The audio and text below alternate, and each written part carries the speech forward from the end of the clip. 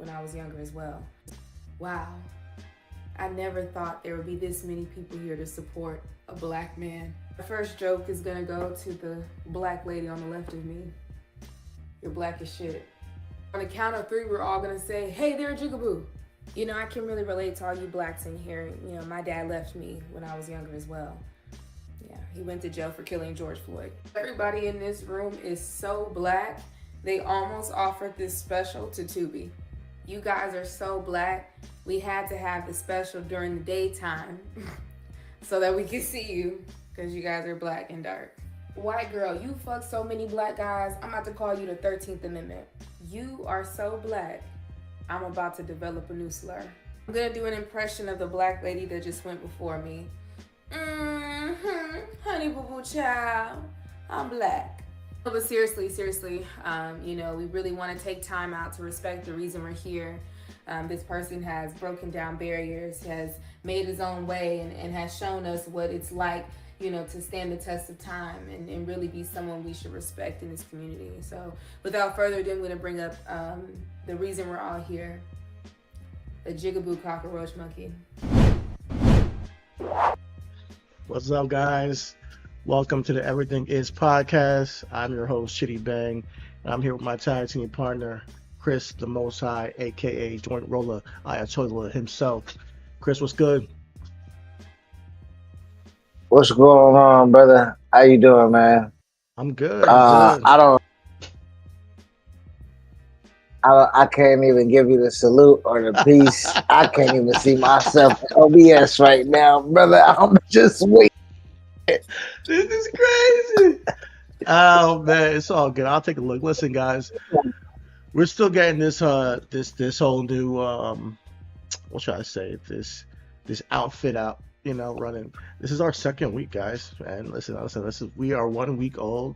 Everything Is podcast is doing its thing. We've been growing a little bit, like by little. Thank y'all for the support. Thank y'all for the love, for the comments. Definitely, if you're watching this right now, definitely please leave a comment, like, and definitely subscribe. We are definitely trying to build, you know, slowly but surely, and just give y'all some really cool insight and commentary on, you know, everything. You know, that's what we do here. So I think that we are up. Yeah, we are up on Twitch, just so I can look at it myself. We are up on Twitch. Okay. I want to just actually, wait. Yeah, we are up on Twitch. Let me just confirm that the YouTube, and we will continue down. Yeah, we are up on YouTube, but the connection is a little bit slow. It's a little bit poor. So yeah, we good though. Okay. Why is that? I came out. I came out. It was shit. Yeah. What's up? It was everybody was saying our business. I'm glad. I'm glad we had no crazy tabs up. Okay. Okay, yeah, for sure. I mean, I'm gonna delete that right now off the freaking OBS. I think we were testing some shit out one day, and yeah, but yeah, we up now. If I want to watch that window, I can watch the YouTube while we're doing this. But yeah, man, we're here to talk about everything today regarding a couple topics. First, we're going to kick it off with what you saw in the opening. It's a little bit of some satire for the Kevin Hart roast. And I think that from what I'm seeing, it was incredible. Like, it was definitely a success where a lot of people came out and, you know, it had some good sets. Some people had some, you know, mid sets. The Rock was there, Draymond Green, and a couple of white people that, you know, said some offensive jokes, but hey, that's what we're used to. What's your take on roast? Do you like roast? Like, are you a roast fan? It all depends on what it is, and it all depends on you know, what it is and who it's about, and like the taste of it. Because in all actuality, roast can be fun, but sometimes like people just want to get their like shit off and think that they're doing it in you know, the confines of comedy. and sometimes it's just like not funny, really offensive, low brow. You know what I'm saying? So when it's done right, like one of the most famous joints, I don't know who it was for, but Jamie Foxx was hosting it. And he was fucking with one of them comedy niggas who was up there bombing it, and I am your Oh conscience. yeah, Doug You Williams or are something. you are Yeah. fucking up right now. You I am your conscience. should You wrap it know what up. I'm saying? So Oh I, man, I think I get joined. that was for Shaq or something like yeah, roast. But yeah, I like roast. I do think that there are certain people that call themselves the roast masters and all that stuff that and you could tell a racial joke, right? In good taste. I do believe that, and I think that's where I have an issue with roast. Like, I don't mind people, going all the way out there to tell a joke, to limits, and in the honor of the person telling the most craziest, um, unexpected, dirtiest joke they can, right? But there's certain people that have made a name off a roast that apparently people really like that I personally don't care for. There's a guy named Tony Hinchcliffe. He does a wrestling roast too.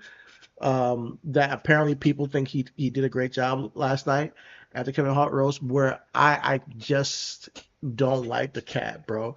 He's part of that like Dallas, Austin, Texas crew that to me have the Kill Tony sets where they just try to say the most anti-black shit on that show all the time and get a laugh. It's almost like how, wow, I said the N word, so like, I said I'm the cool kid now. Like I could say what people said I can't say. That kind of vibe I get from him.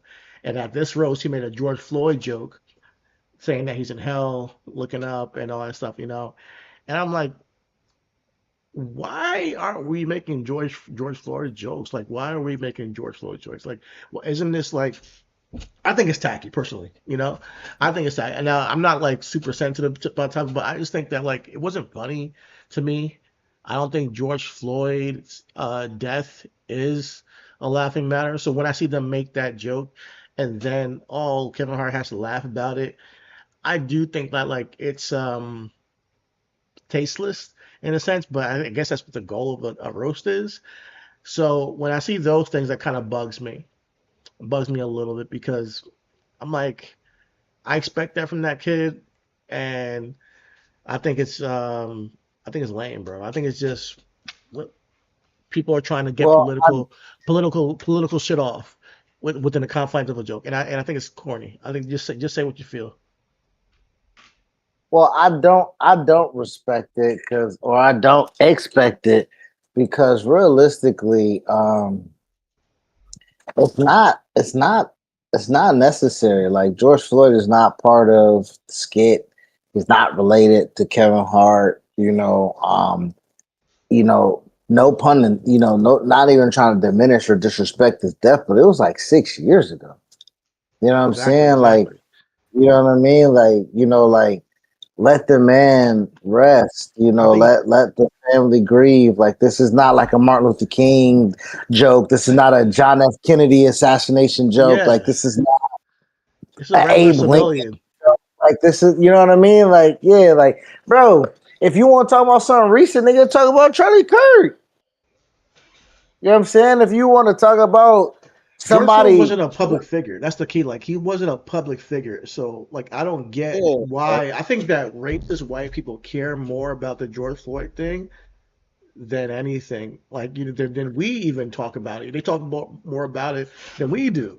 And I think that, having respect for his family and the fact that a cop killed him, like with his knee, no, no, I like, mean, but what are we talking it's about? at We some talking point, about like, respect. We talking about have respect. Like we talking about it. So like since we're here, let's have it. Like we had this conversation kind of off camera, and I'm like, do I want to do this here on our platform? 'Cause I don't want to. But what is white people culture? Right, we had. I think I sent you a video about the death of rock and roll or something like yeah, that, yeah, and yeah. Billy Corbin was talking about the death of rock and roll and how there's the white the white rock star that was relatable to white men and you know like for them to have a but what is their culture? Because when we talk about have respect, we're not talking about Pete Davidson. Pete Davidson is someone of the elk of the culture. He could come out there, be a part of the roast. He can make distasteful jokes as he wants, but he's going to respect the weight of what it is that he's doing, right? This cat here, I don't, you got me using the word cat. I don't even use cat. This, you know what I'm saying? This, the homie, I don't know his name. I'm not part of his comedy. I'm not part of his demo. You feel me? Like, so I don't know what it is that he does. It's also like this Morgan Wallen dude or Morgan Wallen, the country music singer. I don't know who he is, but I know every time a video get posted of motherfuckers coming outside with him, they are now associated whatever the fuck he got going on.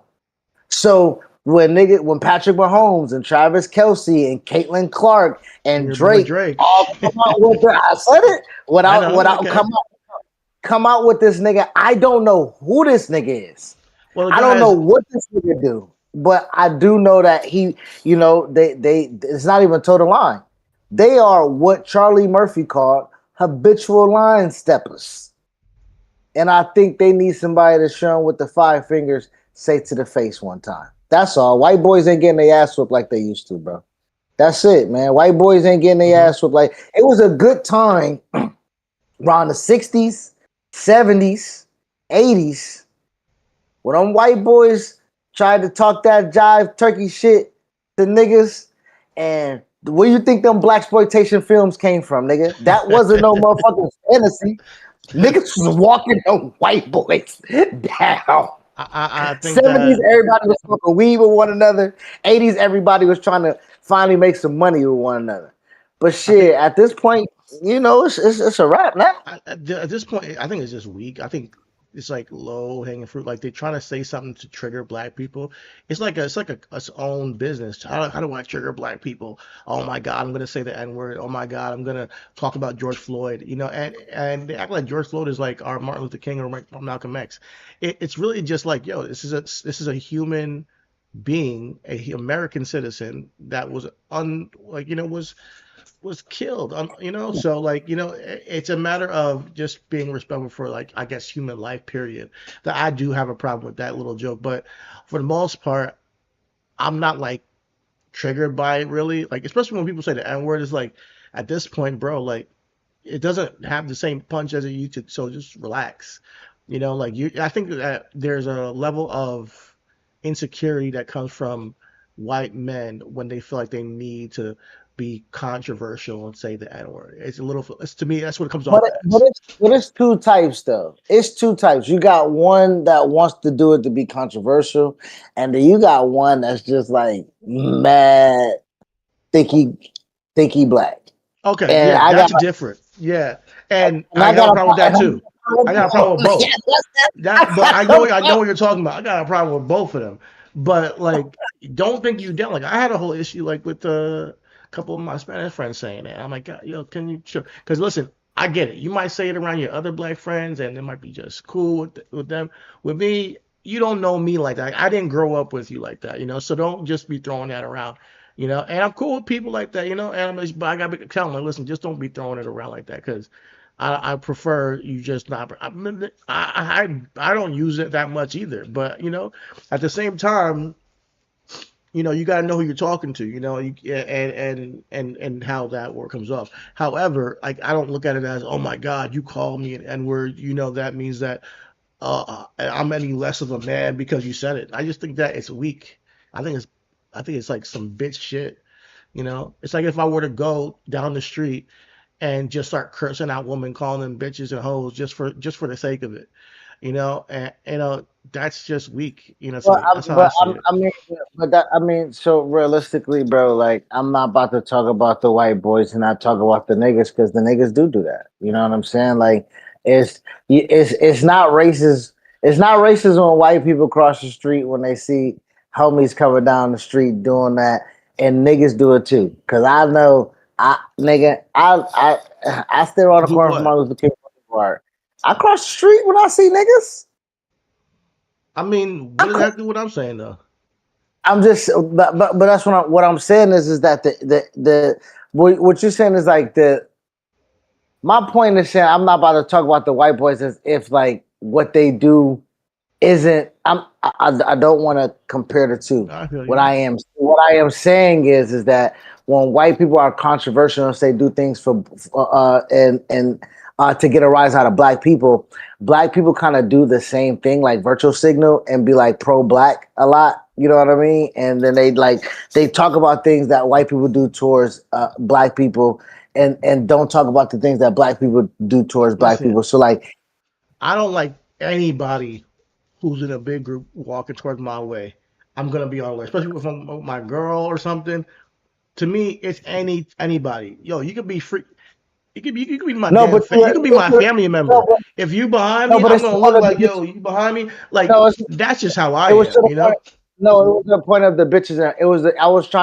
I was talking about the bitches and hoes Yeah, the portion of it. bitches and whole portion. Yeah, niggas are weak if they do that. Niggas are weak if they have to go out their way to call somebody a stranger down the street a bitch or a hoe for no fucking reason. Now, if you're, like if you got familiarity with a woman and you got to talking and, bitch, oh, whatever, and you guys are in the form of comedy and just being friends is different That's why. connotation. That's why I If brought up the it's black people. I if don't see a you're lot if of you're white people.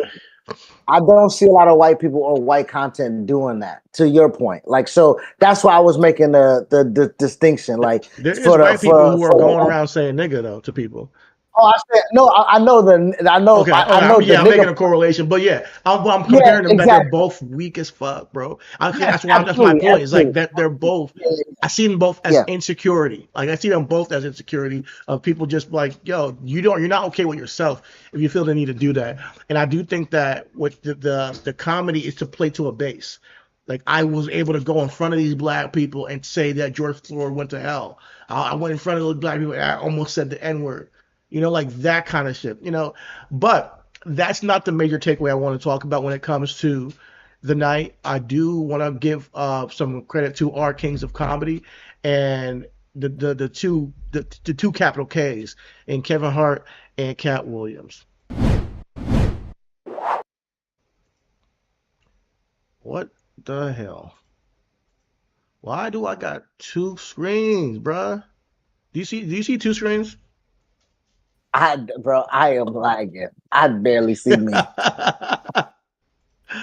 Damn, son. Yeah, we are all off base today. But yo, can you see Monday anything? is Monday. It's a Monday, Yeah, bro. reasonably. Everything is. Yeah, you got two screens now. Yeah, I see two screens. No, I mean, I deleted one already. Damn, Okay, now, yeah, I'm you're lagging. super late. Yeah. All right, I'm gonna play the video. Okay. All right, listen. I could All right. go on all night hating on Kevin Hart. I have perfected it.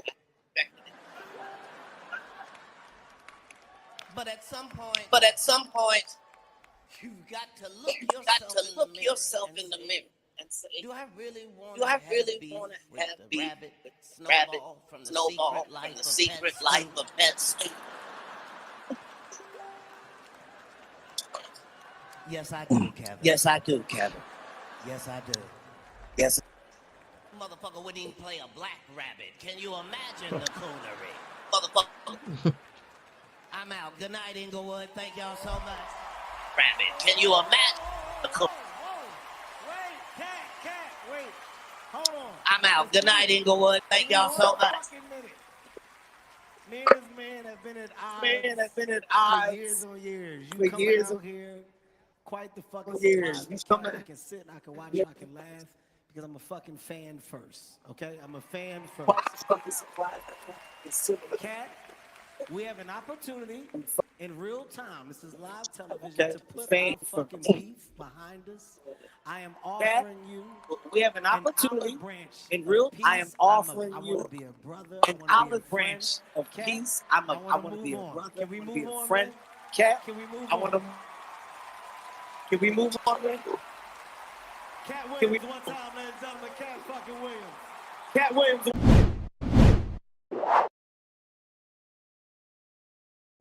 That was goddamn. That was Cat Williams and Kevin Hart publicly publicly squashing their beef.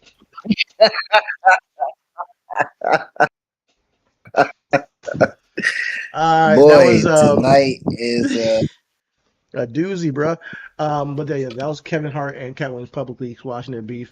I gotta give a tip of the cap to these guys, and even if it's performative, I think it's good to see two men who I think had a public spat, whether it stemmed from competition or envy or jealousy or whatever it may be, to grow up and publicly squash it. I think it's a big um, deal for people to see, black men in general, and definitely black men in the comedy space to show that okay, the greats can squash it. If other people have beefs and little, envies and squabbles, and oh, I don't fuck with this comedian because of this and that, that it's possible to move beyond it. I would love to see Ali Sadiq and Cat Williams squash their shit too, because I fuck with both of them. And Kevin Hart and Cat Williams are obviously two of the greatest comedians of all time, two of the greatest comedians that we grew up with, in our lifetime. So I just want to give them some props for this display. yeah, I think when we talk about when you said built off of competition, I think that's exactly how this started or where this came from. For a long time, there is a thing where there can only be one, you know. And Cat had a stranglehold on everything, everybody, the crossover appeal that he had, um, stemming from the work ethic that he had, only to be met by somebody as charismatic, as great in storytelling, as driven, as ambitious, nigga, about as tall. You know what I'm saying? Like everything, like he is absolutely your opposition. Like there is nothing that can make y'all niggas a tandem. It can only be one. And the growth of Kevin Hart was very much prominent. Uh, and it was during a very, I would say it was a downtime of Cat, but Cat had became at that point the storyteller of a generation as he was trying or about to give us truths. And then he got hit with a whole bunch of like things that chinked his armor a bit to where he couldn't be that journalist. You know what I'm saying? Until he came back to the club Shay Shay. But even then, it wasn't necessarily journalistic when he was coming from. It was documentarian. You know what I mean? Like even then, like it still wasn't. I'm presenting the news of the world to you. Eddie Griffin had that at one point in time. Eddie Griffin is brilliant and educating you during his storytelling. But he get into his rants and raves, and he dips his toe into the wrong waters, and it kind of alienates you from backing something like that. To where, again, when we say can only be one. Dave Chappelle and Eddie Griffin, you put them next to each other. Dumb niggas are very similar to me. And again, for Dave to be put on a pedestal as like one of the best premier storytellers of our time right now in comedy. Nigga, I've watched Eddie Griffin tell me that Einstein was an idiot. You know what I'm saying? I've watched him break down like nigga, can nothing come at the speed of light without it coming through darkness. Like so I've heard him break down like shit. I'm like, yo, this nigga really. Now I have to do my due diligence and be like, I can't take the comedian's word at what it is, but at the same time, he's invoking thought. To my point, and we had a conversation last week with Jon Stewart about Jon Stewart coming off of a clip that we had with Zach Galifianakis, and the comedy has to come first. And with Kevin and Kat, at the detriment of themselves, they always try to make comedy come first. Sometimes Kevin need to take a beat because he's doing too much, and he needs to take away from the comedic roles with The Rock and everything, and let me see a little bit of depth from you. And then sometimes Kat needs to take away from everything. Doesn't need to be a joke when you're telling your truth. Sometimes we need to know what the truth is, because a lot of the stuff that you can tell in jokes can have your spin on it, can have the realness of it. So we need to have the authenticity of that when we get that from you. So with that, the comedy does come first with me, but I do think that it comes at a detriment to some people who are trying to elevate to get to or maintain that status of crossover mainstream. Like, man, Kat and Kevin were the best. Yeah. Honestly, to this day, they're still doing specials and they're still incredible. Obviously, they're not as sharp as their prime. I think every comedian has a prime, and then it kind of like, all right, they're beyond the prime, but they're still really really good.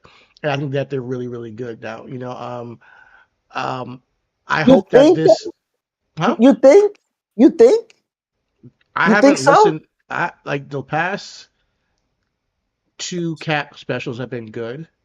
The past two Kevin Hart specials have been mid to me. Right. That the ones on Netflix. So that's my Right. opinion. I haven't seen a brilliant special since there was one Jay Chappelle special out of all of the, I think like five or four, that was really good. That was like really brilliant. And then I've seen some brilliant stuff with Ali Sadiq. Those are the two that I've seen recently that I'm like, oh, that's different. That's special. That's brilliant of today. Now I'm sure there's plenty of other comedians that people know of that they've seen that have done crazy stuff. But I keep up with the comedy scene. I really do like keeping up with comedy because in this world you gotta laugh, man. You gotta laugh with all the stuff going on. So that's why I kind of like also. I get it. It's a roast. I get it. If make as many jokes as Kevin Hart as you want, make as many jokes as the people who are, the roast masters. But when it goes to political spaces, I think that it can get a little bit it could get a little bit like, God, you bring me into the whole, Zionist thing. You're bringing me into the whole George Floyd thing again. I'm not saying shut up and dribble to these comedians. Do your art form the way you want to do it. But at this roast, when you have all this varying comedians of different flavors, I would hope that we didn't have to go and split the room down and say, well, you're a Zionist and you support this and you support that, and hey, George Floyd's in hell. Yes. Those are things I Yes. didn't No. like. No. I didn't, No. Outside of the George Floyd stuff, please, because I cut you off. When Trevor Noah's at his name is at a fucking elite dinner, you know what I'm saying? Like, yeah, we got to know where you really lie at. We got to know where you really, But is you this the know. place to do it? I mean, maybe it is. I don't know. No, no, no. I mean, you call comedians to task win though. And I'm not saying and we don't want to get into, because anti-Semitism, of course, just like we're talking about a call to action against, Black people, against Asian Americans, against Racism, Latinos. yeah, altogether, any discrimination, any prejudice. Yeah, it's So when bad. we but when we are talking about now there is a difference between that and a difference between like, oh, you're a Zionist, right? And when you ask a person who they support or who they back or where they checks come from or who pushing you where or who, that's very much a realistic conversation to have. Now you ask like in a roast, This is absolutely one of the best times to do so. Like, Okay. and to my point, and to I mean, maybe we you're right. You could be right. I mean, I was like, because here's the thing. The reason why I'm saying this is not just because I don't want to hear Zionist jokes or I don't want to hear George Floyd's jokes. George Floyd, I think, is lowbrow. I think that you yeah, can keep that George out. Floyd, we But not when we it not even comes to the whole Zionist and just blanketly putting somebody in a box of what they say they are and trying to tell everybody who you are, I do think that people are trying to get off their political takes here, and the division in this country has seeped into everything, has seeped into sports, has seeped into comedy, has seeped into everything. And I'm like, yo, at some point we just need to just laugh. I just want to just laugh and just have a good night of laughter and not have to have a fight on, okay, calling people out, just one night, um but we just talked about political commentary in our previous episode, which I really love too. So I'm not saying that comedy is not right. um it's not a place to do that as an avenue to do that, but this roast, when you add in Shane Gillis and Tony Hinchcliffe, and they're going at Chelsea Handler live on stage and saying she's a Zionist and saying she has to come on and defend herself on the stage, I think it takes away from Kevin Hart's roast. That's what I'm trying to say. Like that's what I'm trying to get to. And then Well, we when you talked coming out here calling out George Floyd's death and saying he's going to hell, I think it's lowbrow. And I think they're just doing it to feed a base. They're like, oh guys, you saw what I said to Chelsea Handler? Oh my God, you saw what I said about black people? I think it's so I just can't fuck with it. I don't know. well, no, I mean, to your Maybe I'm point, just too yes. woke or something. I don't know. I mean, it's not even that. I mean, I don't. I think. Listen, man. You want to say take something takes away from a roast? Try on Bob Saget having a roast and everybody's talking about how he fucks young girls. Right? Like that is the Okay. legacy of Bob Saget. Damn. But that's his That, roast. Like that's what I'm like. I have no problem with go at Kevin. but Like don't make it a political fight on but stage. That's all I'm trying to say. no, no, And don't I try to get just be edgy by just saying how you could talk about black people and almost say the N no, word and all this shit. Like but it's not really funny. not even that though. But what I'm saying is to not even a political thing. Like if during like if nobody knew about Bob Saget, if nobody knew about Bob Saget, I'm at the roaster call, and even though I may have worked with him, I may have got money with him, whatever the case may be.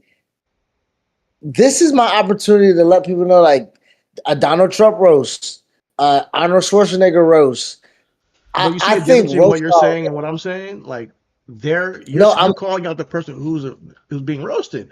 That's what you're here for. 100%. But you also do get at the people who's there too. You know Yeah, what I'm saying? Like, 100%. But it's get at okay. Maybe I'm wrong. I just think that my perspective is it became a little bit about let me play to a base. Let me play to a liberal base. Let me play to a conservative base, rather than hey, let's just be here and be a part of the roast and say these jokes. It's like I gotta have that edgy joke that gets at George Floyd. I gotta have that edgy joke that talks about Chelsea Handler supporting bombing kids, and then she has to come out there and say there's a difference between being Jewish and being a Zionist. Like it becomes a little bit more political than it needs to be, in my opinion. But maybe Well, but it seemed like I a good will. night all in all. I'm I would. more I would like. I would like to hear that, but in this state, in this state, unfortunately, with comedy, this is the only avenue that you can get your shit off. And even though somebody you have a problem with it, it's not something that's leading mainstream news as something that's a divisive thing. We okay. we may see some stuff like that online. We may see That's fair. stuff like that. But as of right now, this does bring into and the zeitgeist of people, like you said, the whole the Shane Gillis. Shane Gillis, he toes the line with me. I never know where he at with his comedy. You know what I'm saying? But he's different from this other white boy that you're telling me that just go all the way with it.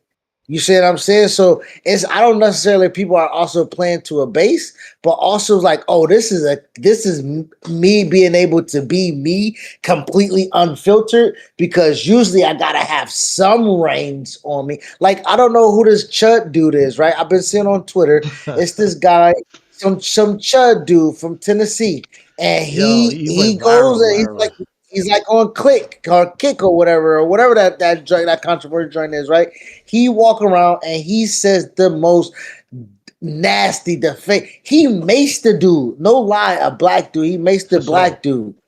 He maced the black dude and called a whole bunch of other black people the N-word. It got around to the bar that he was trying to get in, the white bar, whatever he's trying to get into. And the security guard was like, no, we're not about to let that in here. Like, we're not about to support that. We're not about to let. So to your point, it's guys that legitimately are, like you said, are doing it to feed a base, but it's just a base that they necessarily, I don't even, they believe it. They believe it. And because it's a time for them to have real outright support in the things that they believe, like the Nick Fuentes dude, ain't that what his name is? Yep. Nick, That Nick, dude is Nick Fuentes. confused. Honestly, I think Nick Fuentes is a grifter who's saying, I think he believes some shit. Don't be wrong. I think 100% he's a grifter. He said the other day that he's a Democratic. Like, this is the guy is all over the place. He'll say whatever. He said he's Democratic. He's a Democratic centrist. That's what he said. But the entire time he's been playing like he's a Nazi. And he'll say two different things one day and then say the next. The dude is grifting. You know why? Because he's getting more popular because he's calling out Trump. So he wants to play to that too. So now he's saying, "Oh, I'm a Democratic centrist, but fuck these weirdo Trump supporters. You guys are lame. Fuck, I hate my audience." The dude will just say whatever because it gets him clicks, gets him numbers. People will review and watch his shit. It's not too similar to what I think Tony Hinchcliffe was doing, and the common denominator in that is that you get chud from that. You get that from and that is the base we're talking about. There's a guy making tons of money on Kick just going around provoking black people, calling them the N-word and macing But them. he got This his is ass where, whooped. He got hands put on him, right? yeah. So full circle. Tim, Did he? Did he get I his ass thought whooped? Chud got. I thought Chud got. He Or did he needs get to. a? I don't know if he did. See, but that's my point. There has been now, but I'm about to combine some sports stuff with this. Wimby just threw an elbow in basketball. I'm not necessarily condoning what you did, but sometimes you gotta sacrifice whatever this is to let niggas know. Anytime you come to play around here, it can go any type of way. Not in the Black finals. people need to get back on that type of time, cuz. I We need mean, to get back. trust me, Hey, it will happen hey, put your motherfucking phone down. Don't nobody need to be recording this ass whooping. Whoop these niggas' asses, boy. That's it. These niggas just need a good ass whooping. I'm advocating it because I'm black and I got my ass whooped. Now I ain't talking about no nigga. I'm telling y'all, my mama, my daddy, my uncle, my grandparents, nigga, the neighbors. You keep thinking that shit sweet, nigga, and we gonna tap your ass. Hey, I'm with it. I'm with it. But at the same time, I do think that partially it's not worth it too because obviously if it gets to a point where somebody's trying to make you fuck that nigga up. But if somebody calls me an N-word down the street, I'm not reacting to that shit, bro. Me personally, I think that I have a different interpretation of the N-word. I think that when you want to say niggas, whatever you want to say, hard R, whatever you want to say, whatever spin you put on it, we are the most resilient people on the planet. I don't give a fuck what you say. We are one of the most resilient people on the planet. If that's what you want to call us, you just call me a resilient king at that point. That's how I look at it. And the reason why feel the need to say that word is because you're somehow threatened. You're somehow intimidated by the existence of us. you know. And guess what? You're gonna have to tolerate it because we're still here. We're never going anywhere. And that's why we gotta see the Voting Rights Act and all the things they're trying to do to repeal things. Trust and believe. Reckoning is coming for these people. It's just listen. If your evil does not win in the end, and that's how I look at things. But I think I'm already giving these guys too much energy already in this pod. I really did want to like shine a light on the positivity, which is Kevin Hart, Cat Williams, reconciling, which is I love that for the representation of our people and for other people alike. I think black men publicly beefing is a thing that is entertaining to America. But one thing about black people I love is that we keep it real. We're not gonna sit here in public immediately say and act like we're friends like some white comedians do. And then behind the back, talk shit. No, we'll talk shit in the public, but when it's time to squash it, we will also squash it in the public, which I fuck with. However, I know that you mentioned something about, the timing of this and, where they are as grown men and their businesses. I think that I want to give, props to these guys for putting on comedians. I know Kevin Hart has put on comedians and all that stuff. But I know you had some comments on his business dealings. What's going on? No, but I mean, but when earlier when we was talking about pointing out things and keeping it on Kevin Hart, and you said that what the other comedians were doing with the lame duck jokes and everything like that was taken away from Kevin Hart and his moment, and I'm like, yeah, I don't know. Would you rather have them talk about this, or would you rather them have talk about Kevin Hart? Who in a Bloomberg report right now says that his media empire, Heartbeat, has seriously downsized in recent years with stalled projects, canceled staff meetings, multiple rounds of cuts, gutting the company from the inside. It's been layoffs. They quote unquote lost chaos around lawsuits and everything like that. They said that this drama started when Kevin quietly struck a deal in January with Authentic Brand Group, the company behind celebrity brands tied to stars like Shaq and David Beckham and Marilyn Monroe and things like that. And so what seemed to be like a power move essentially was a deal that gave Hart money up front to buy his private equity partner and to move his endorsement business into the hands of Authentic. So essentially, he signed himself into a licensing brand deal where they use his image and likeness and everything like that. They control his day-to-day operations and everything like that. So it looks kind of nasty in some type of ways. Like he How does it signed his look? life. Like, if you were to summarize that, how does it look to you? Like, It sounds like he signed his life away. It sounds like he signed. It sounds like when he quietly sells his private equity into the partners of a big brand, branding corporation. It sounds like you just. It sounds like you signed off your masters. You know what I'm saying? Like it that's what I sounds was like thinking. That's exactly maybe what I was gonna like say. It sounds like he signed up with you Masters. He got into some kind of deal. I don't know the inner workings of it because sometimes signing up your Masters can work in your favor. Where you, hey, in 7 years you get it back. This is what, but it means in 10 years you get it back, whatever it may be. that's I don't, cool. but so I don't think he's, forever, a slave or employee. I don't want to even say slave, just say an employee of, whatever, his likeness being, hey, you own it, but we're gonna make this money together, but he's not going to be, the downsizing of a production company. I think in this economy is likely. I think it's very likely because I think, and when it comes to um, recessions, entertainment gets hit first. It's like a luxury. It's like Yeah, entertainment can be a luxury sometimes, and people don't want which to is put crazy money and because sports people like don't want to invest in like new projects and all that stuff. So it's hard to get funding.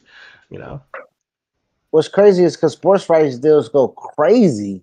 It's a form of entertainment, but that's because that's a little everything bit is different. owned by Yeah, the same people. I was about to say everything, the stadiums, the tickets, everything is owned collectively in the conglomerate. So, um, Yeah, Yeah, they said that the company was once valued at $650 million, which is, that I don't know where to get that evaluation from, but that's the number that's been floating around. Um, it seems like that, it's coming to it seems like they lost a little bit of ground. You know what I'm saying? But to your point, as keep it on Kev, I will rather them talk about this and leave the George Floyd stuff out. You know what I'm saying? I would rather that not be a yeah. talking Honestly, point. me too. Me too. George Floyd, his family, like, let it rest. Like, they're innocent in this whole thing, bro. Like, the little girl, his daughter, he has a daughter that's growing up, and you guys, if she wants to watch this roast for fun, or his family wants to watch it, you got to hear about their father, going to hell. Like, it's just distasteful, bro. I don't like that shit at all. But yeah, they could have made a joke about his business dealings and how, I think Cat did it perfectly. He called him a coon and said that, yo, you will do anything. Netflix has their hand up your ass. Like, Yeah, that's fair because game. guess who owns Netflix? Authentic Brain Groups. All connected, bro. It's all connected, bro. Yeah, One man. thing I do want to do talk about before we get out of the comedy thing, the homie Josh Johnson, who is I guess new on the scene, we can say, but he's been around for a little bit. When you said you've been paying attention to comedy, he's somebody that's grew on me. And in this time of where we're trying to figure out who's real, who's fake, who's authentic, who can give us something that we can sick ourselves into, as long as the comedy is really good. Because you can't get to this point where you're a documentary, where you're a Homie, journalist, or we who's give you fake? this. The type of Yeah. people lie. Hey. You can't get to that point where we trust you if you're not funny. So this is a clip from Josh Johnson. I'm gonna play a little bit. We'll talk about it, and go ahead and we'll finish it off.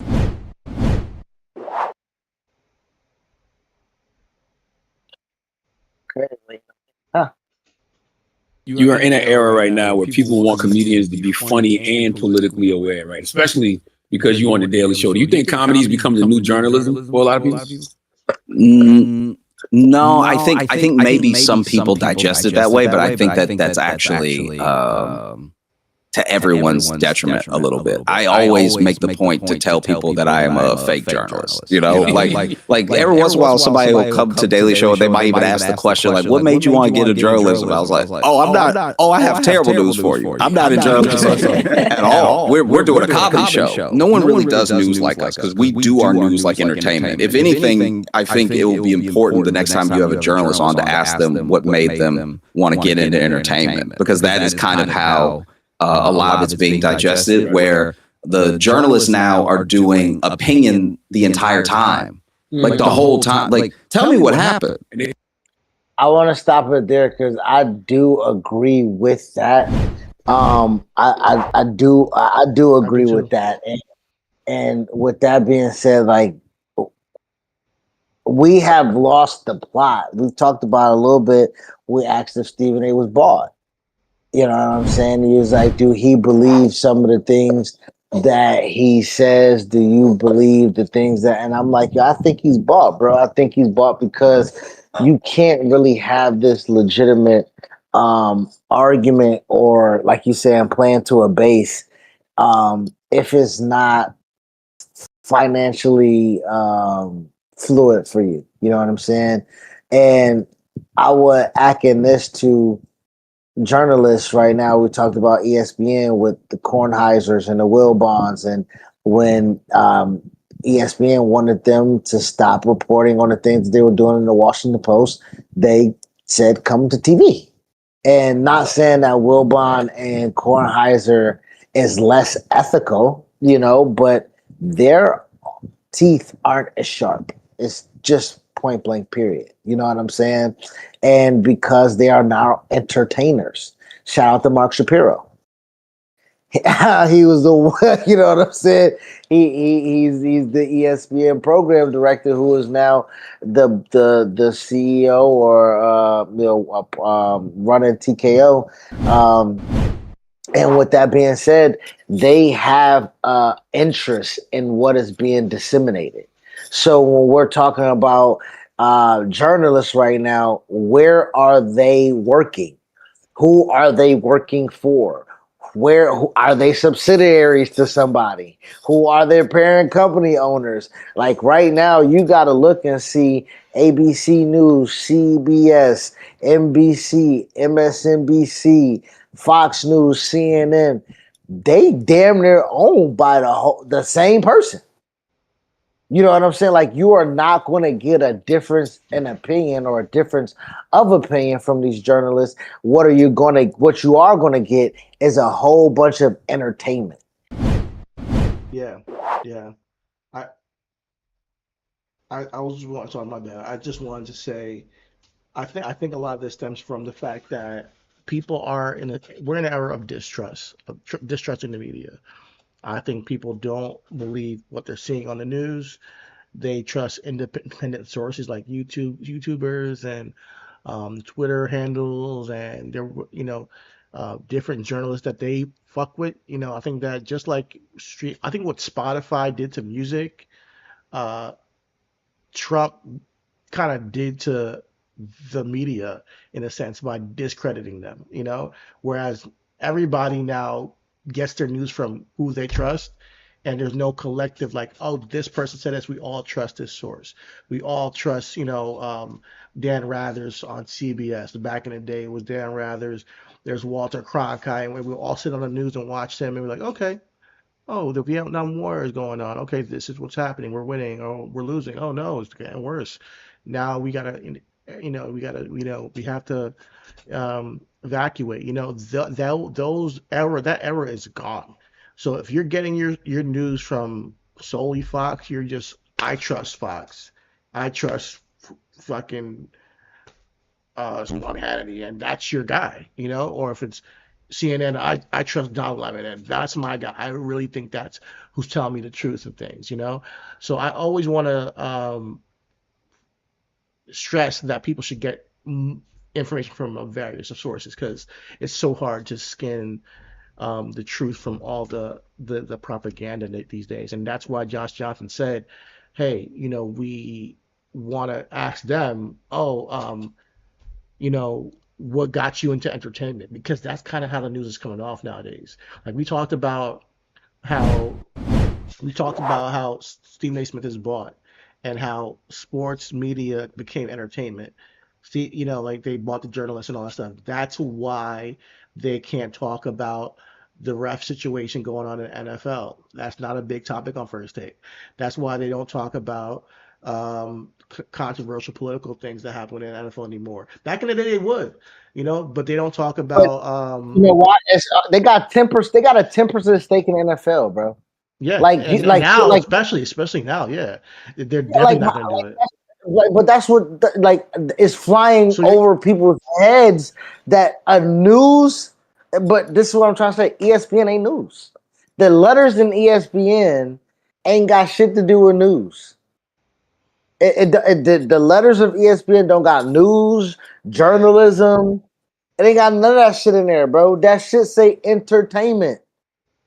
Entertainment is literally the first fucking E in ESPN. So but you got about it is, and you're right, 100%. I'm not disputing that. But back in the day, they did do news. There was literally ESPN news, and they would you would turn it on around 9 o'clock, 10 o'clock, after and it would just be news. It was like literally like a news channel, but for sports. They'll tell you the scores. They'll tell you what happened in the bullpen. They'll tell you what happened in the locker room. You have locker room shots, like people talking in the locker room. You'll have people talking about, hey, this is getting sold there. This is getting sold here. This team is changing their stadium. This team is going to be moving. Huh? The NFL has. I have it backwards. I'm so sorry. The NFL has stake in ESPN. So the NFL bought. That's what it was. That's what it is. Yeah. That's what I would say. ESPN has stake in it. I missed it. It's the other way around. Around NFL bought stake into ESPN. So nah, nigga. And from I'm reading right now. Yeah, it's 10%. 10% held by the NFL. 10% is enough to say, hey man, we're working together. Let's sweep that under the rug. Like there was a whole scandal last year of the refs and Patrick Mahomes that never got talked about, and I've only seen a couple of YouTubers and some. Yeah, why would Dan Graziano talk about that? Why would Dan Graziano or Louis Riddick talk about that? No, of course not. Yeah, of course not. And some articles came out about it, but then no, but that's the reality of it is that we are aware that we are getting fed propaganda. So people are so distrusting that we are then looking to people like comedians to say, "Hey, tell us the truth," because you're going to feel you sound like you're saying something real. Because you're calling out the bullshit that I'm seeing, and you're making me feel seen, and you're making me feel like I'm not crazy, and that's really the sentiment that people are feeling. Why they say, "Oh man, Josh Johnson, what's going on in the world?" And he's like, "Hey, I don't know. I just know that I make jokes off of what's going on in the world. You can't get your news from me." So the tool is, and just like here on this podcast, we're not your news source either, but we will try to do as much research as we can, and I implore you to get it from a various spaces. That's right wing, left wing, up, down, left, right, red, blue, whatever you want to talk about it. I do want to say that with everything that we're saying, you're saying Josh Johnson is talking about ask the journalists when they became entertainers. It's when you can make a living doing what, because being a journalist, it's like being a social worker. Like you never really could make no money. You know what I'm saying? Writing it's a thankless job. No one's gonna like you. Nobody. I mean, you look at The Wire and everything like that. Like the people who have to report the real, the people who have to be unbiased and be just and talk about what's going on in this, they are hated. They again, to the Stephen A. Smith point. Stephen A. Smith was like, at one point in time, I ain't talked to Allen Iverson for 8 months. I ain't talked to AI for 8 months because I had to tell it how it was. And I didn't tell it about what I knew. I didn't tell about what I knew I knew. I talked about what was seen. And all I was saying is that you play bad. And you want to say that I got to do my job. And so I think at that point in time, where now, again, to your point, is a thankless job, people then come back and say, hey, man, I appreciate you for not reporting that on me. And now that bleeds into politics. Hey, I appreciate you now motherfucking reporting that on me. That bleeds into now having the NFL gets to buy stake in the ESPN. Hey, I appreciate you. So that sentiment, as trustworthy as it is, can only be one-sided. And the only person that benefits from it is the journalist. I don't know if they're the only one that benefits. I think the entities like the NFL benefit. I think Allen Iverson benefits. I think the person on the other side that says thank you is benefit from not getting the truth told, about what's going on. So, and that's to me. I'm thinking about the power. I'm thinking about the power to report. Okay. Right. Like me. I'm thinking like no lie, bro. Like, on some G shit, on some wrestling stuff. Like, I used to talk to MVP and Desmond, Xavier. Shout out to the homies, Matt Riddle. Used to talk to them all the time about stuff. Never really gossip or ran with stuff that I heard or seen. I just knew when the U.S. title was changing hands and they was getting a new belt design. I knew that shit. Knew Apollo was gonna win. Couldn't shut the fuck up about it on the podcast. I was trying to make little hits and everything about it and everything like that. Nigga. Knew they was trying to get around to Apollo. Knew they was changing the design of the title. I knew Matt Riddle music before he even dropped on WWE TV. Yeah, like He showed me too. To your point, yes, but I think that's what show like the power of the report. You just like the power of information, right? So now you think about a Woj, a Shams, a Adam Scheffler, Imagine the shit that they're getting, bro. Imagine the story for the past decade plus of like, yo, man, if I ever said this, whoa, it would be a bomb, but I can't. bro. I I can't, can't because I got bro. relationships I gotta keep intact. Because guess what? If I tell it, boom, now I'm not trusted. Now I don't got access, and that's So, what it's about. Access. so, The so journalist to gets your point, access. the Scheffler is the when we was talking when I used to bring up Scheffler, right? Adam Scheffler reported misinformation on Tom Brady, and his access is because he's a Michigan guy, right?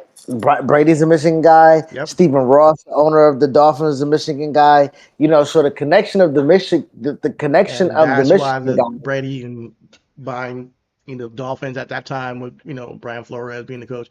Yeah, that's why, because he has Stephen Ross. Yeah. Exactly. And And so the when connection.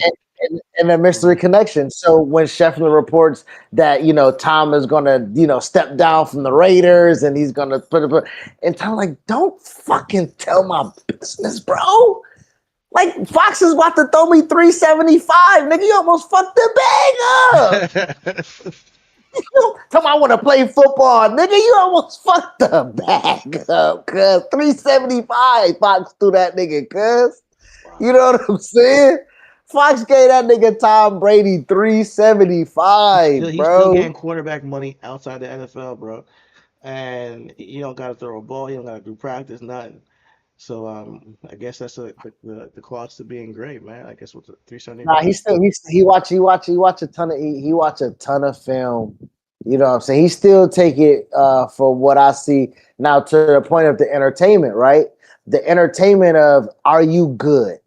So Romo and Brady, I look at them in the elk of, okay, you're preparing for this game as if you're playing, right? You're prepared, like you're breaking down film, you're talking to the coaches, you're talking to the players, you're trying to get schemes, you're trying to get ideas. So when you have the bird's eye view and he says, Jim, if they go motion here, he's going to throw left to the, and the motion he throws left, is like, I'm like, oh, this nigga, like, you know what I mean? Like, do he got Sean McVay in his ear too, motherfucker? But no, he didn't. He just watched a ton of tape. When Tom says, if they're come out in a 3-by-1, I would shift the linebacker over. I would read his eyes and I would hit a shot over the top.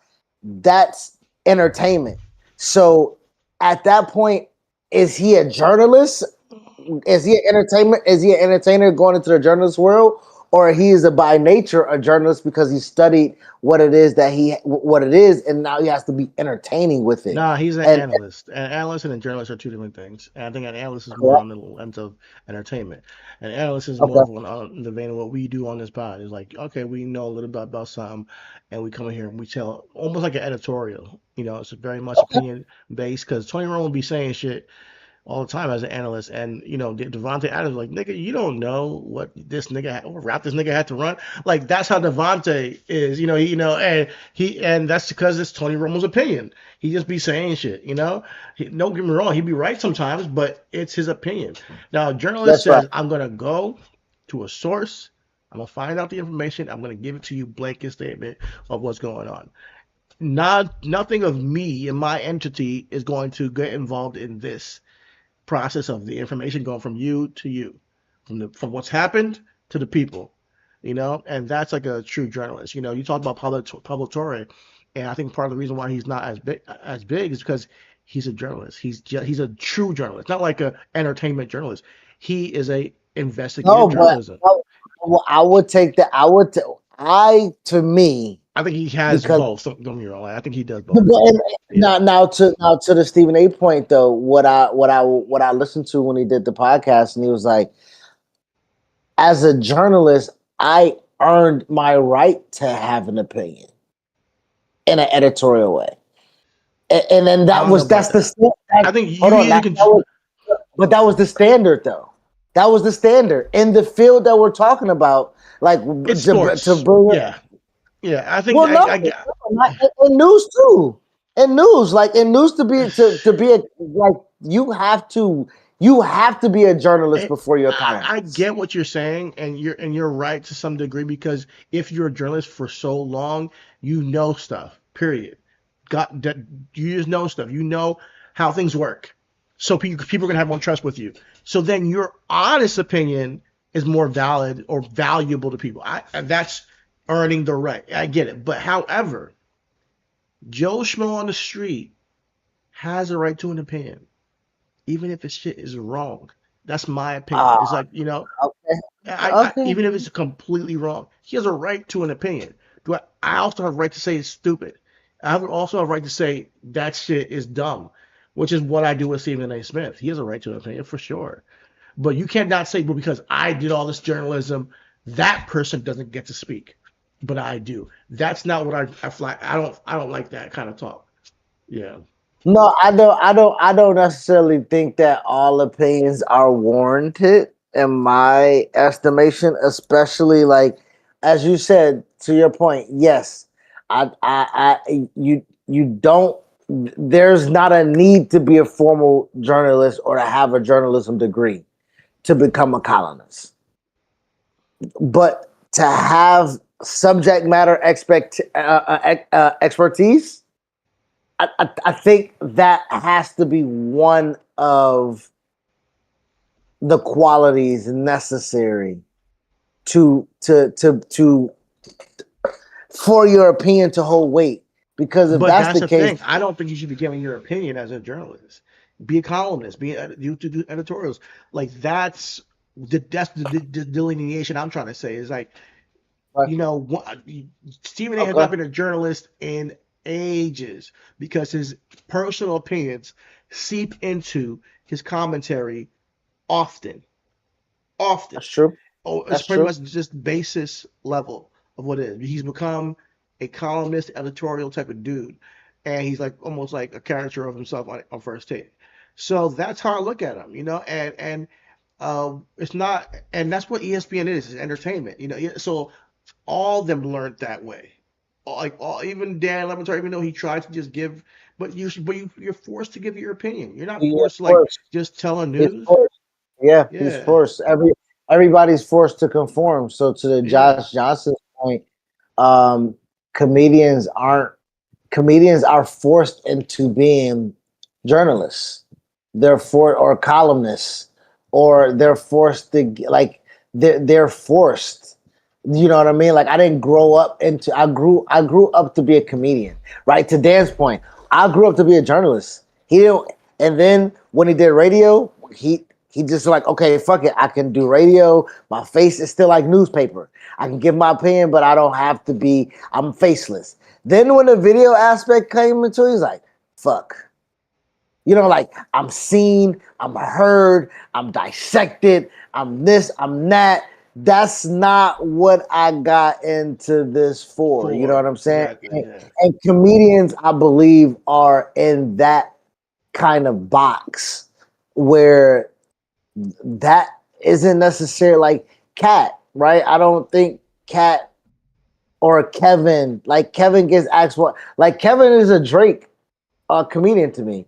Like, where's the substance? Where's your 444? You know what I'm saying? Like, where is the connectivity that I can get to you that you Great are analogy. world I thought that the you same are thing, but I said worldly. to myself, Kevin Hart is Michael Jackson, Cat Williams is Prince. That's what I thought when I saw them too. There's one guy who does it the corporate way and gets all the attention and gigs and opportunities because he's towing the line.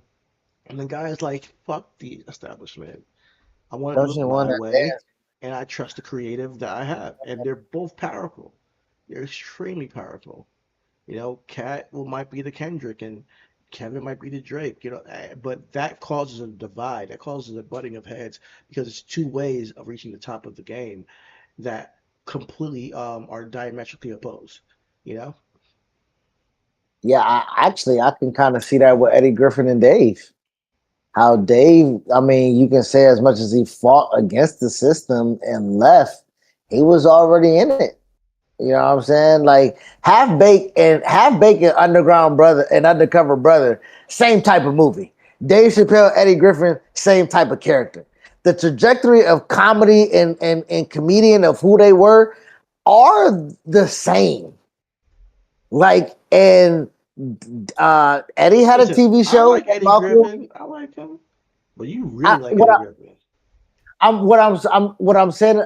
What I'm saying is because when you're saying the prime of Eddie and the prime of Dave was again, to my point, is the backing of it. Dave had a really great backing, and Dave was also funny. Dave also didn't do it by himself, right? You know what I'm saying? Like Dave, Nate Brenneman, I believe is his name, who's the co-producer, co-creator, co-writer for Dave Chappelle's show, and he had a Neil Brennan. Okay, yeah, okay. So I know. I'm just remembering the guy. Yeah. I forget what you're talking about. So you know what I mean. So again, relationships. Who Neil knew, who Neil had in common. I'm not trying to denigrate anything that Dave did, but what I am saying is that's the same thing with Kevin. Who Kevin knew, who Kevin was in contact with. The same thing with Drake. Who Drake knows, who Drake was in contact with. When you say the diametrically opposing of niggas that really did the groundwork, grassroots, got it out the mud, authenticity of how I did it. It's not my connections. It's I garnished an audience with. I have a built-in audience with my work ethic, not with my relationships that have been garnished around along the way. And I think that is kind of where I was with that. I think I will say Dave Chappelle is a blend of those two, and that's why I'm having a hard time with this. And Eddie Griffin, I would say, also was a part of the system and is a blend of the two, because he had the Eddie and Malcolm show. He just has a real personality. It seems like Malcolm and him didn't get along. Rest in peace, Malcolm Jamal Warner. Rest in peace, Malcolm, man. Yeah, but they really didn't get along. So it's tough when you have that abrasive, personality. Maybe sometimes, a lot of these guys have egos, so it can come into play in their career sometimes, where it's like, all right, maybe if he was a little bit different, he would have had everything Dave had too. I don't know if he's on that level of comedianship, but I haven't watched him in a while, so I do remember him being hella funny, No, I mean, but when you get to the point of, like you're saying, like you can fall off, or you can believe something like Talib Kweli, right? Talib Kweli, Black Star, one of the greatest lyricists of all time. He is now known for being a harasser of a young woman on social media across multiple platforms, to the point to where yeah, bro. He's harassing somebody online? Yes, bro. Like off of it, I don't know. From what it really looks like, the crux was it was a difference of opinion, but she had something to say negative about Talib Kweli, and then Talib Kweli has just for this is for years. So for me in my zeitgeist, he went so far deep into something that he could have just left alone and been done with. This is that Eddie done insecurity bullshit that I'm talking about. It's just insecurity. Why the fuck are you harassing some random woman? Years? Eddie on the gay stuff and the LGBT community stuff. I can't get really behind that and how he feels about that. But again, that's to wrap it up. That's his own opinion. No, there's a lot of homophobia that came from black comedy in the 90s and early 2000s. That just doesn't fly anymore, So if you are an old school comedian, it's just not going to work in today's era, Now you can get married as a gay couple. We're beyond that. We're past taking a knee for gay people. I know I keep saying that shit, but I think it's so funny. We were past taking a knee. No, we're past taking shots at gay people in comedy. Niggas want to talk about LeBron on the golf course, talking about moving the team from Memphis to Nashville, and Jay-Z is in the roof for the white motherfucker. We're past taking a knee. Who the fuck are you? Jay-Z, take a knee right now, the nigga. Audacity. I'm about to take a knee right now, nigga. Fuck you mean I'm beyond Yo, taking a knee? the audacity, brother. Yeah, like honestly, I don't even get into that, but yeah, the audacity. Jay Z he be saying stuff sometimes where I'm like, okay, that's just his opinion. He's a Yo, great yo, lyricist. That's his opinion. you He's want a to talk about some Alita shit, bro? I saw online. It was an interview with like Swiss Beats and Alicia Keys and something like that. And it was like, who do you think will win in a Basquiat versus you or Jay Z? I'm get the like, fuck out of these here with that bitches shit. are. Yeah, Nigga, I can't even pay my rent. I can't even get my gas. Hey, And you want me to Mandani, watch? You want me to Mandani. consume content about Basquiat versus? Get the fuck out of my face. Some nigga said, who do you think will win in a Basquiat versus? Yeah, and Made this me is the feel thing though. so broke. This is the thing though. Like So back broke. to like back to like the roast. Like it's a room full of comedians and people making money, bro. A lot of money in that room, right? A lot of athletes, The Rock, movie stars, all types of shit over there. They get to make jokes at shit like George Floyd and just move on with their life and laugh about it. Like there's a disconnect between the more money you get and the disconnect you have from like just being a regular human being and having some human decency. And when you say stuff like, "Oh, Basquiat versus," I, I mean, if it's a joke that you guys just have, I don't want to watch you joking about that. Like none of us have a Basquiat. None of us care. Like if that's like, now I'm not sure what you saw because if it was like a video of them talking on a camera, a phone camera, maybe I'm judging No, too much. But if it's like an org, somebody was interviewing. Somebody was interviewing Swiss Beach and Alicia Keys for something, I believe. And they asked them who would win in it between them and Jay Z because they own a lot of patents. Them two own a lot of patents, and then Jay Z and Beyonce own a lot. So they asked them that question. But I'm not gonna hold you. Audemars Piguet just put out a collaboration with Swatch. I don't know if you've been paying attention on your yeah, timeline. AP. That's all. Let's watch. On Yeah, my mama, cuz I told Ivana, nigga, 100. I'ma do the Shadur if I get one of them hoes. I don't give a fuck. Listen, give That me a. shit say Listen, that, I want to that work shit myself say to. in that bitch, nigga. It's real, nigga. I want to work my ass off so I can get like a real on a bud. I'm good. I'm good on the Swatch. I'll use my phone. Hey, that shit made from the same maker, nigga. Oh man.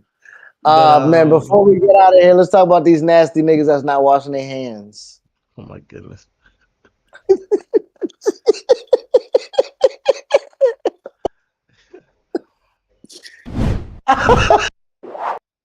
This shit always start with some nasty niggas, bro. Oh shit! Did you see that? I didn't even put it up, but Yeah, I see it. I yeah. see it.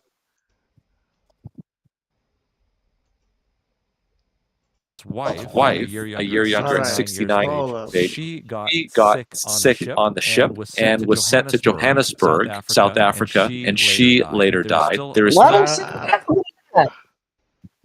So let me introduce the topic proper. We're talking about the HantaVirus. Talking about the HantaVirus. The HantaVirus is a virus that there's been an outbreak of it. It's on the MV Hondius cruise ship. It goes from the path of it. It goes from like the end of South America. It comes up to Africa, then to Europe. So yeah, and then the Caribbeans. I don't want to say the exact places because I don't know exactly the exact places. But so essentially, this is not the first time that we've had the HantaVirus. I just want to just say this. This is like a legit virus that has happened that broke out. It broke out first time was in the Korean War around the 1950s. It was when it was discovered. The second time it broke out was in 1993. There was a cluster of young, healthy people in the American Southwest, and then I think a Navajo man whose fiance died just days earlier was confirmed to have it, and scientists discovered that the HantaVirus strain um, didn't really, they called it sin nombre virus, which was like the virus without name, just to avoid stigmatizing the Navajos, because in America they make everything racist. But yeah, it definitely came out in the 93, around 93, and it exploded because of deer mice. They were contaminated with deer mice. So this is something that comes from rats and mice that can, if you're around rat feces, it can be picked up. So that takes us to the third outbreak, which is here in 2026. Most recently, an outbreak occurred on the MV Hondius traveling between Argentina and Cape Verde. The strain is involved is called the Andes virus, and this is the only strain known to be spread human to human, so through breathing and coughing and all that stuff. But what this does is it hurts your kidneys, and it hurts your respiratory functions. So it causes people who are all elderly to definitely cause them to pass away, and unfortunately there has been some casualties.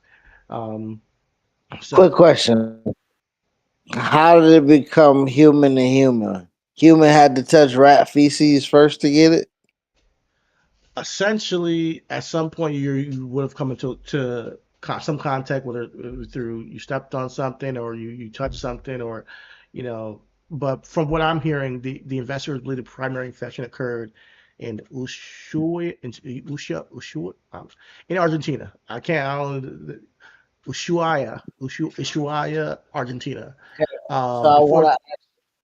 I'm so sorry. I know no, you're it's okay. reading, but I just want to know: do you get it by just touching it, or do you touch it and then you touch your mouth? Good question. Because like this goes back to if you stepped on it, I can understand Argentinians, they out there with no socks on, no shoes on, you stepped on it, and if it touched your skin, you're like, ah, shoot.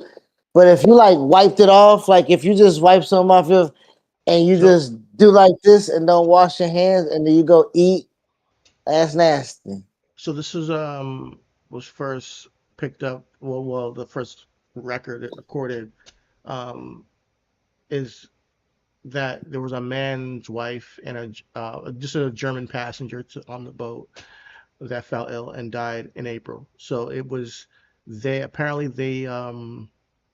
were visiting in Argentina, and they had potentially visited a landfill. So pretty much the body of the first victim was taken ashore April 24th, and his wife disembarked with him because the guy was sick first, and then she later died in the Johannesburg hospital. So they took them to port in Johannesburg, and then he went to the hospital, and she went to follow, and she ended up dying too. May 2nd, the outbreak was officially reported to the World Health Organization. May 2nd, yeah, and then by May 4th, laboratory tests in South Africa confirmed it was a hantavirus when they, were treating the gentleman in a critical, ill. Actually, a British passenger also got sick at the time, so that he got. That's when they confirmed it. Cape Verde authorities barred passengers from disembarking on May 5th, leaving the ship anchored in Praia, while international agencies debated whether it could safely dock. Um, so yeah, it's been a whole separate thing, but I do want to quell some fears, and this is why I want to talk about this. But before we do that, let's take a look at the video I have here, not for y'all. It's telling you the what happened exactly. So rather than me tell you, you can just visualize it. By the way, By the way, the ship company is doing a tremendous job in communicating and doing everything that they should be doing in this unfortunate situation. Here's the layout of the ship. For those that are interested, again, you can see that at the Oceanwide website. Let's talk a little bit about the people on the ship. The first person to get sick was reportedly a 70-year-old, a man from Holland. He actually died Holland, on the not ship, and German. they took his body to St. Helena. The second person reportedly was this man's wife, a year younger at 69 years of of age. She got sick on the ship and was sent to Johannesburg, South Africa, and she later died. There is still reportedly another person on the ship who has passed, and his body is still on the ship. There's yet another 69-year-old person from Britain who is confirmed as having hantavirus in a Johannesburg ICU. And as it stands tonight, there are 2 other symptomatic, either passengers or crew, which are still on the ship. Reportedly, we'll give you an update from their website. They are still on the ship and nobody has disembarked yet. And it's unclear exactly what is going to happen. And I just wanted to stop here, by the way. I'm reporting on this because it's an interesting story and because of the unique nature of hantavirus. I don't think that this is going to be a pandemic. I don't think that this is going to be a reason for people to shut down countries. I want to be very clear about that for those that look at this, and it'll be very clear as to why that is the case. There have been a number of these outbreaks that have happened even before the COVID-19 pandemic. So let's talk a little bit about. So yeah, I just want to, because we're all hearing about this hantavirus, and after going through COVID, and shout out to MedCram. That was MedCram, the YouTube channel. There's a lot of fear when it comes to when we hear virus and outbreaks and all that stuff. I just want to quell some fears from the research that I've gotten that this is not one of those things, and essentially, right now, as of today, there has been Americans that I think there were 18 of them on that ship that have been gotten taken to Nebraska. So, and out of all 18, I think 2 of them are symptomatic, and 1 of them has been air carried to Georgia, to the hospital in Georgia, to be treated and to be confirmed if he has the hantavirus.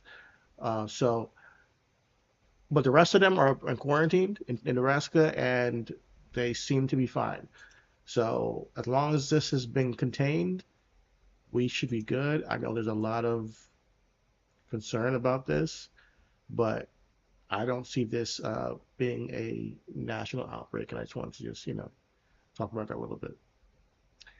0 deaths have occurred for the U.S. citizens. 1 passenger tested mildly positive. Another passenger is currently showing symptoms and has been flown to Emory University in Atlanta. And then the remaining 16 passengers are in quarantine unit in Nebraska for observation. So it seems like it's being properly taken care of.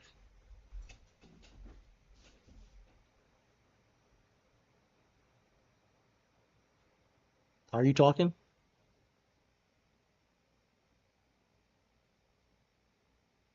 I muted myself just so I didn't talk over the video I had. I think one of the things I wanted to ask is why somebody is passed on the ship and he's still on the ship and nobody was able to debark the ship.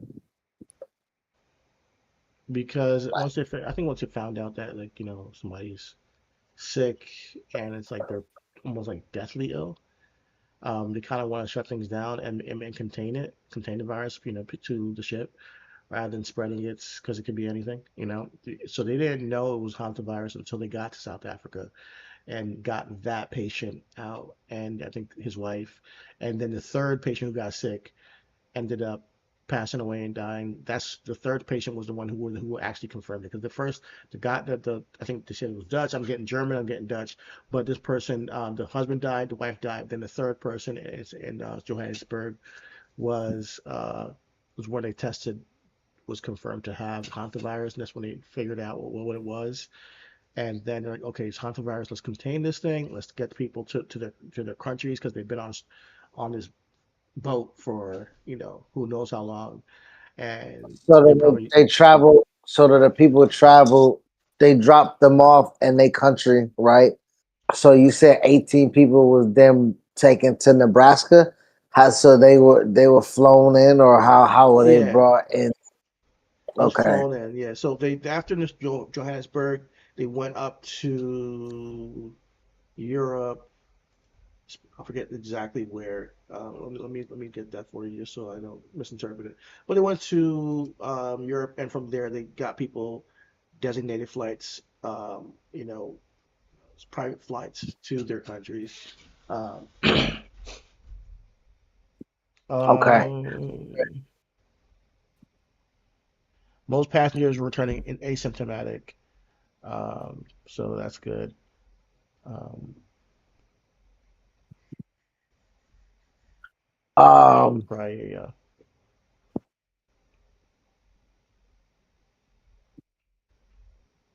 I would like to also.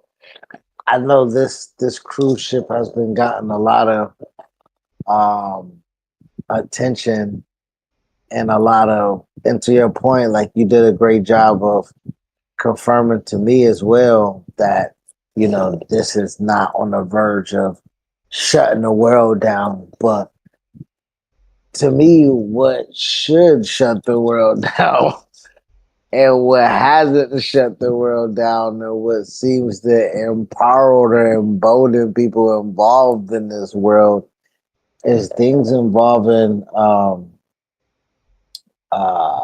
the mistreatment of children and um, child abuse, child assault, taking pictures against the will of children and then passing them on. Um, uh, ch- uh, child essays, like it is, and to not even bring it political because these things have been against senators and presidents and governors and mayors and city council officials. When it's attached to something like Disney, right? Or Disney, because even though it's Disney Cruise Line, it's Disney. And when the world shut down, to your point about the pandemic, one of the things that was really hurt and that kind of stems from what we're talking about ESPN and budget cuts and everything like that is theme parks, cruise lines got eviscerated, wasn't making any money, right? So now that we're back outside and everybody's trying to get the economy back up and people are spending money that they don't have, because I'm a parent of 3, and to take your family on a Disney cruise, nigga, it's a year's salary damn near if you want to be comfortable, like legit. And so, since we're back outside trying to make the world economy boom by taking cruises, Disney Cruise Line is associated with some of the worst things that you can be associated with. So, in your point of something that just happened in May on a cruise ship of people passing away from a virus, people on another cruise ship was arrested. Um, the Customs and Border Protection officers boarded 8 cruise ships of Disney Magic, which was a cruise ship line, along with other ships, detaining staff as part of an investigation in a child exploitation ring. Disney confirmed cooperation, stating that the individuals are no longer employed. Well, we would hope not. Okay. It says that 27 of 28 individuals from various ships were found to be involved in the viewing, transportation, or possession of child blank. Okay. And that blank is for a word that will get anybody demonetized on any platform. So you take that word and then put child in front of it, and you tell them 28 people had possession, transported, or downloaded, or had in their possession, viewed it, watched it. Most of the individuals were from staffs of the Philippines, Indonesia, and Portugal. But still, man, that is. But to your point, we got to talk about a morals clause that we wanted to have a conversation about. I don't know if you want to have it tonight or later, but some things may be good in your country. Some things may be Some things may be okay where you from, but when you cross over to these imaginary lines and these man-made laws that we have over here, brother, you gotta abide by it. And I'm all that's for. off You're that. right. You're right 100%. I was trying to say I'm all for any person who's abusing a child or exploiting a child to be arrested. I am 100% for that. So, like you said, you don't want to take it political, but I got to, brother. People in the Epstein's files need to be held accountable. They need to be held accountable. I don't want to take it off of this completely because this is sick and depraved, and I'm happy something was done about it. But we're not going to sit here and ignore that nothing is being done, and there's tons of files that has not been released for the elite people who are in the Epstein files. We know that there was co-conspirators that are not haven't even been talked to. The victims have not even been talked to. So when you talk about children, and being exploited and being abused, this country still has an issue with that. Now we might be able to say, hey man, U.S. immigration, take these people's visas, arrest them. These Filipino, you said Philippines, Yeah, Philippines. Yeah, Philippines. and do what's necessary to get them to get justice for these children, and I'm all for that. But it's easy for this country to say, "Oh my God," point the finger at this and say, "Oh my God, how could we avoid this sex stuff going on over there?" and not pay attention to what's going on with our own government and the people that are avoiding because they have a lot of money and a lot of power are avoiding stuff. So, with that being said, I do want to say it wasn't just Disney. It was more than just Disney. It was other ships involved in this scandal, and Disney released a statement and they said they have a zero tolerance policy for this type of behavior and they're going to fully cooperate with law enforcement. While the majority of these individuals were not from their cruise line, those who are no longer with the company. So that's good. But this headline gets big because we attach Disney to it.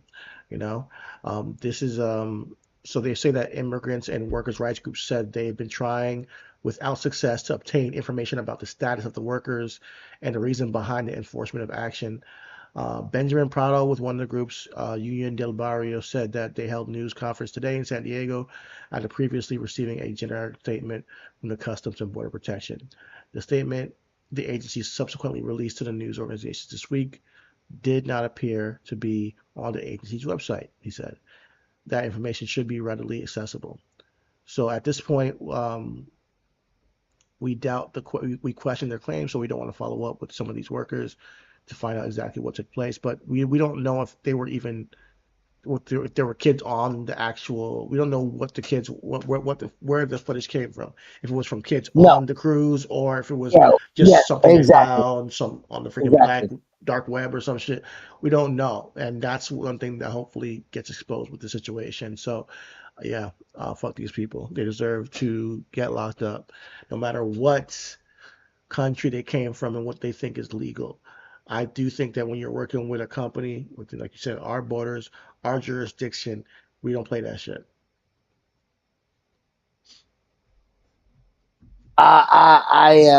Yeah, and to the point of the customs and borders,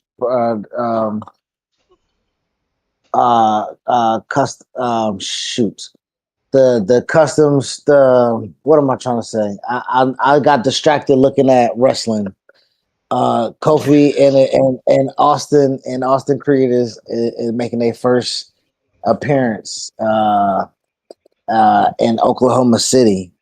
And I'm like, this is what we were in Oklahoma City. I don't wanna discredit it. It's in Oklahoma City though. So I don't know. Go get your money, boys. Anyway, okay. I'm sorry. I definitely I derailed myself. I derailed myself because I was doing something I wasn't supposed to do. But of course, Custom Border and Protection doing their job and making sure that they swiftly reacted to the data that they received and stuff like that. Really, to go ahead and shout out to Disney again. Who knows they can't take another public hit You know what I'm saying? To your point, when you do slap on Disney's name attached to it, it's the same thing as, when you put virus on something right now. You know what I'm saying? Because uh, uh, at one point now, it's the West Nile virus. It was the swine flu virus. It was whatever you want to put on there. Right now, and since we done been through Anthrax. hell. Oh shit, Remember bro. that? Uh, So you open your yeah, mail. can't be in there, Crazy bro. times. Oh my soul. And my mama was throwing away bills like a motherfucker. She was like, anthrax. Anthrax. Bill collectors recall. She was like, I Listen, don't man. trust the bill. Sorry, I haven't opened my mail in 3 months, dog. I didn't see it. Anthrax, brother. Yeah, but they're gonna try to scare us with these things, and not even there. We're just gonna be scared about it, especially after COVID. It's just like you hear virus, it's gonna perk your ears up. You hear Disney is gonna make the story go viral more because it's Disney and it's a big kids company, children's company, So, but it was more than just a Disney Cruise Line. Matter of fact, the majority of them weren't on the Disney Cruise Line, but it is some of them were, and they've been terminated, and people are being arrested and held responsible. So unfortunately, we live in a sick, sick fucking world, bro. And it's and I when it's like ignorance is bliss, bro. When I really think about some of this shit, it fucks with me. It fucks with me. When we got people who we know are fucking sick individuals and that nothing being done with that's just the whole Epstein thing. I'm sorry, but I think one person in prison for it is sickening to me every single day that I wake up and we have this country that only one person has been arrested and we have literally evidence that people are connected to this ring, and we have not done no investigations for it. But at least for these certain circumstances, they're getting just due. They're getting their punishment. Yeah, and with that being said, I really hope that.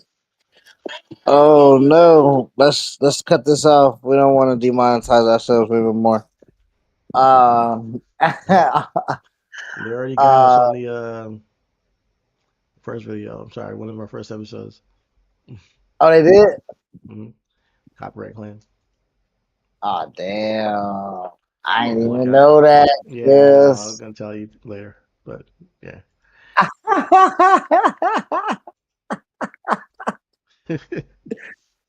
Oh man.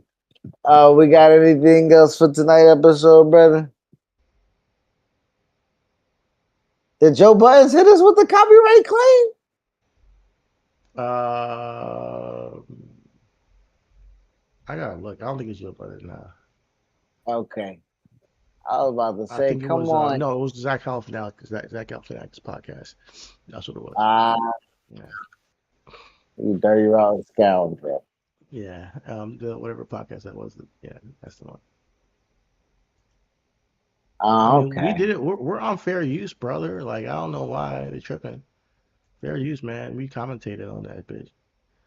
But yeah, that being said, I'm a little down because of that news story. I wish I could have a upbeat way to end the show, man. Hold on. I can find somebody eating Vaseline or something. Hold Word. on. Give We need to bring me some. something up tomorrow that's like, a little bit more juice. You know, I mean, we got a ton of we have a ton we of got a topics, ton of but they're all freaking depressing. God damn, they're all uh depressing, well, bro. we can make some funny stuff out of stuff now. You know what I'm saying? Yeah, Uh, facts. so let me see. Let me see. I'm just scrolling down our Twitter real quick, and I'm pretty sure we can find something. You know, the last time is now tournament. What the hell is that? Is that what's called? Oh, that's the John Cena thing. I don't know about that The shit, last man. now. It's not last time anymore. It's. I think it's the hustle, loyalty, and respect. The John Cena classic. Oh, that's even worse. That's even worse. Uh, damn. Oh, Everything I scroll. did you You see found Drewski's something? skit? Which one of the British people? Mm-hmm. Hell yeah. That shit's funny. His accent's crazy, bro. Let me That shit. see. You think you think he'll be upset of us? Oh, I gotta. Oh, okay, okay. You want to see a Drewski video? But Hold on, I got it. I got the Drewski video, Brody. Are you looking up our analytics right now? yes. Oh, you know this show's about to end. Okay, we're gonna have to clip How'd you all know? this How'd you know? because I see it on the screen. Not our screen. On video, No, right? I see. Yeah, video. Yeah. Oh, okay. All right, you ready? Yeah. All right. Let's take us out with a laugh.